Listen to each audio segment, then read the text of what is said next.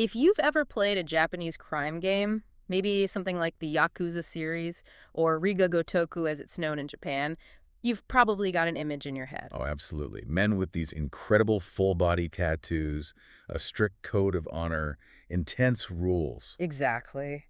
But today, we want to take a really deep dive past that, that manufactured image.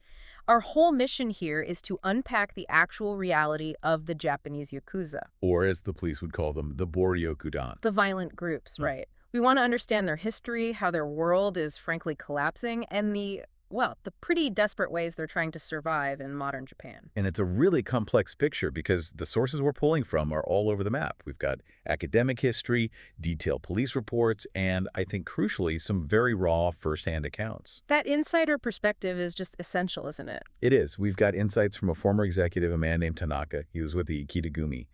And his story really highlights the core conflict. Which is what exactly? It's their own self-image, this idea of ninkyō or chivalry, versus the legal reality, which is just a police designation, Boryokudan. And that legal stamp, that changes everything. And for those of us listening outside of Japan, it's so easy to see this as, a contained domestic issue. But internationally, the name Yakuza has some serious weight. A huge amount of weight. Yeah. It's globally recognized, partly from media, sure, but mostly from law enforcement. The U.S. government, for example, lists the Yakuza as a transnational criminal organization. So they're facing major sanctions. Absolutely. For things like drug trafficking, human smuggling. So while we're talking about a crisis at home for them, their global footprint makes this a really serious international concern. Okay, so let's start at the very beginning, the core of their identity. For anyone trying to get their head around this culture, let's talk about the name. Where did Yakuza come from? Well, it comes from basically the lowest point of the lowest game. The most common theory is that the name Yakuza comes from the single worst hand in a card game, A gambling game. a traditional one called oichokabu. And what are the numbers in that losing hand? The cards are 8, 9, and 3. Yakuza. Ah, okay. You add them up, you get 20. And in that game, you only care about the last digit. So 20 is 0. It's the losing hand. It means, worthless or outcast. Wow. So they define themselves from the start not by strength, but by being outcasts, by self-aware failure. That's some powerful branding. It really is. Oh. It sets the tone for their whole history. And you can trace that spirit way, way back to the kabuki in the Warring States period. These were the sort of rebellious samurai figures. Lower-ranking samurai foot soldiers, yeah. Yeah. Known for just being flashy, outrageous, defiant. So the spirit was there, but when did the actual organized groups, the ones we'd recognize, start to form? That really solidifies in the Edo period around two main professions. The first were the bakuto, Yeah. the gamblers. Okay. They're seen as the oldest line, these drifters, the toseinen. And the second group? The tekiya. These are the street vendors, the merchants. They didn't just sell things, they controlled the festival markets. They'd collect fees, mikajime ryo, which is basically protection money. So even today, you still see that influence. Yeah, some sources say groups like the Kyokuto-kai still have a really strong tekiya background. So whether it's gambling or festivals, the business is control. But the thing that holds it all together, that's the pseudo-family structure, right? It's everything. It's all built on the oyabun-kobun relationship. Parent-child. Exactly. Parent-child. And it's formalized in a ritual, the Sakazuki-goto, a sake ceremony. It's like a bloodless adoption into this, feudal structure. And everyone has a title. Everyone. The boss is the oyabun. A subordinate is a kobun. Guys at the same rank are kyūdai, brothers. Even the boss's wife is the anasan, the older sister. And the justification for all this loyalty is the code of Jingi. Duty and honor, yeah. At least in theory. It sounds incredibly rigid, built to last forever, but let's jump to today. We talk about the Yakuza like this monolithic power, but is that world shrinking or is it thriving? What do the numbers say? Oh, it has absolutely crumbled. The decline is maybe the single most shocking statistic we have. What was the peak? At their peak in the early 90s, there were over 280,000 members and quasi-members in Japan. And now? The 2022 police data puts the total force, and that includes the quasi-members, down to about 22,400. That's a drop of over 90%. That's not shrinking. That's an implosion. It is an existential crisis for Left. them. And the ones who are left are highly centralized. It's an oligopoly. So a few big groups run everything. Right. The big three, Yamaguchi-gumi, Sumiyoshi-kai, and Inagawa-kai, they command over 70% of who's left. Yamaguchi-gumi is still the biggest, with around 8,100 members in 2022. And where are they concentrated? I assume the big cities. Tokyo, of course, is number one, Yeah. about 4,300 members there in 2020.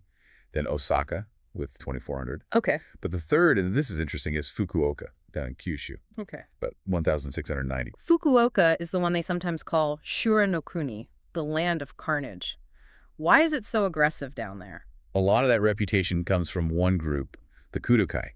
They're based in Kitakyushu, Yeah. and they are just notoriously aggressive. They've been responsible for attacks on police, on civilians. It's kind of raw violence that's become really rare elsewhere. So we have this massive 90% decline. What specific law is responsible for this almost systemic erasure? It's a 1-2 punch. Mhm. You have the original anti-Boryukudan law, the Butai-hu. Right. But the real killer, the thing that's had the most impact, are these later ordinances. The violence group exclusion ordinances, the Butai Shurei. And what makes them so devastating? They don't just target crime. They target your ability to even live in society. How so? Well, documentaries and these first-hand accounts, they show the human cost. Members legally can't get a bank account, can't buy insurance, can't rent an apartment or get a phone. One source even talked about the pain of being refused when trying to enroll his kid in kindergarten. So it's not just about arrests. It's a deliberate strategy of total societal exclusion to make the life impossible for them and for their families. Exactly. The law is designed to push them out of every normal function of a modern society. Okay, let's pivot from that external legal pressure to the internal pressure. The biggest thing recently was the huge split in the Yamaguchi-gumi in 2015. Right, which created the Kobe Yamaguchi-gumi. And the police had to designate a specific conflict, designated Boryokudan. So what does that war actually look like on the street? This is where Tanaka's insights are so important. He said this feud is incredibly complex. On one hand, it's bitter. These guys used to be brothers. They know everything about each other, families, weaknesses. So the tension must be extreme. Yes, but here's the paradox he pointed out. The conflict gets delayed. It's prolonged. He implied that even after the split, they're still secretly talking to each other. They're actually hesitant to attack. He literally said they don't want to attack. They're too close to fight a real war. That's a very human complication. The old code gets in the way. Precisely. And the whole thing is made even weirder by the police. That specific conflict designation, it limits their movement, it stops them from gathering. Which sounds like a punishment. It is, but some groups have used it tactically. A smaller group, like the Aketagumi, they've basically seen the heavy police surveillance as a form of security. The police being there keeps their rivals away. They're using the police as involuntary bodyguards. That is the ultimate irony. It shows you the internal threat is now seen as greater than the external one from the police. But these conflicts have to be destabilizing the hierarchy. What does the leadership situation look like in those splinter groups? It's extremely weak. By mid-2022, groups like the Aketagumi and Kizunakai had situations where both their number one and number two guys were, absent, in jail, or otherwise unavailable. And in that kind of top-down structure, if the boss isn't there, nothing happens. Exactly. That leadership void makes any coordinated action almost impossible. So if the leadership is that weak and that closely watched, how do they even manage to order an attack without the boss getting arrested immediately? This gets to that chilling idea, the Tetsubudama, the hitman doctrine. Yeah, this is a direct reaction to the laws.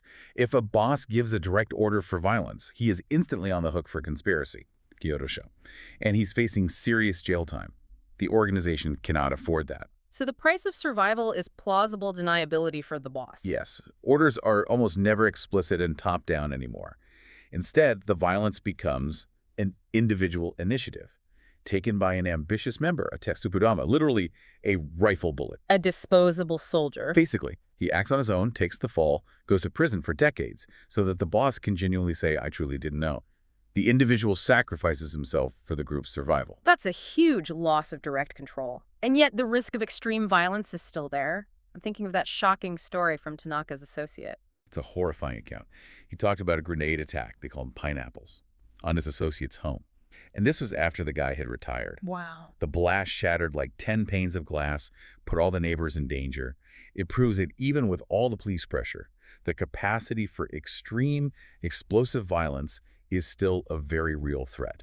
So with the laws making traditional business impossible and even violence becoming so legally risky, how are they funding themselves? What is their shinogi, their income source today? They've pivoted completely toward anonymity, toward economic crime, what the police call economic mafia activities. Things that hide the threat of violence. Exactly. Setting up front companies, what they used to call kigyo. And they're heavily into exploiting public assistance, welfare fraud, and really sophisticated tech scams. This is a world away from the chivalrous hero image. What kind of fraud are we talking about? We're talking about things like Orisagi, the it's me scams that target the elderly. And to run these things anonymously, they need untraceable phones. The Tabashi phones. The Tabashi phones, right. Illegally acquired, registered to homeless people or debtors. This is the key change. The tattooed guy on the corner is disappearing and being replaced by these anonymous, fluid criminal groups the police now call tokuyu. So the law has basically dissolved the cultural Yakuza and replaced it with something far harder to track. Purely anonymous, predatory crime. That's the perfect way to put it. The physical presence is gone, the code is gone. All that's left is the profit motive hidden behind technology. Let's talk about that image one last time, because for the international audience, the Yakuza are so often defined by movies. How has that clashed with this new reality? The media image has always been a fantasy. In the 1960s, you had ninkyō, the chivalry films, Kentagakura. The stoic, honorable hero. Right, a complete fantasy that idealized the code of Jingi. But that didn't last. No, the 70s brought the Jitsuroku films, the actual record films, like Battles Without Honor and Humanity. Gritty, based on real events. Too real. They were so gritty, so based on real post-war violence, that they attracted intense police scrutiny. And that boom was quickly shut down. The moment cinema got too close to the truth, the authorities stepped in. Pretty much, yeah. Today's media, like Takeshi Kitano's outrage films, they sit somewhere in the middle. They show the betrayal and violence, but it's still at a cinematic distance. And what about that fascinating cultural shift? The fact that this hyper-masculine world is now being consumed in really unexpected ways. It's remarkable. Yakuza themes have even shown up in boys' love manga, BL, like Suzurutori wa Habatakanai. And the appeal there is what? It's not the crime, really. It's the intense, exclusively male vertical social structure. The loyalty, the drama, the high stakes. It creates this incredibly rich fictional setting for female audiences, totally removed from the actual reality of it. And that's the key disconnect. The media romanticizes the honor code, but the reality we're seeing in these reports is one of profound systemic disadvantage. That's the whole point. The system is designed to strip them of their basic ability to function, to get a bank account, to have a family, to have a future. Their existence now is less about controlling turf and more about just surviving a legal system built for their total erasure. Okay, so to summarize what we've really uncovered in this deep dive, we started with a culture rooted in this ancient, ritualized brotherhood, symbolized by a losing hand in a card game.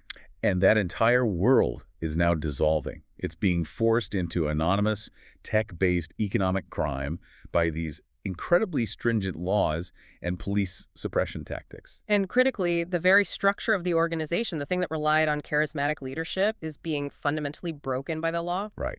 Because if the boss gives an order, it's an automatic conspiracy charge. He can't lead. He can't even appear to know what's happening if his guys commit violence. Which leads us to our final thought for you to consider. If the organization can no longer rely on clear leadership, on a physical presence, or even on that old personal loyalty, and instead it just dissolves into these anonymous, fluid criminal groups, the tokuyu does the Yakuza as a cultural phenomenon just disappear. Or does it just transform into a much harder, less traditional threat? When the culture of Jingi, the code, the brotherhood, when all of that is erased by the pressure to just make money and evade capture, what's left is pure anonymous criminality, a threat that's invisible. The National Police Agency has warned that this is the next phase. Remove the top leadership, let the culture die, and deal with the anonymous fraud that's left behind. Which begs the question, which is the greater danger? The visible organization or the invisible one?